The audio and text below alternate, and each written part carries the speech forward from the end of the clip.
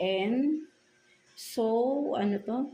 You failed, so what? Right? No, so, ang nakikita ko naman dito, no, with this, no, you are being motivated with this card, no, for some of you na panghihinaan ng loob, no, whatever it is na mga Capricorn natin, no, parang meron kayo nga dapat gagawin, no, something like that, no, but then, napanghihinaan kayo ng loob, right? No? So, ang sinasabi rito, no, kasi maybe for some of you, no, nagpe-failed na kayo at natatakot na kayo ulit na subukan, no, baka mag-failed na naman, no, something like that, no. So, but then, sinasabi, di ba, meron nga tayong kasabihan na try and try until you succeed, right? No, so, try and try, wala namang sa unang try is successful agad, right? No? Kasi maybe for some of you may mga you are lacking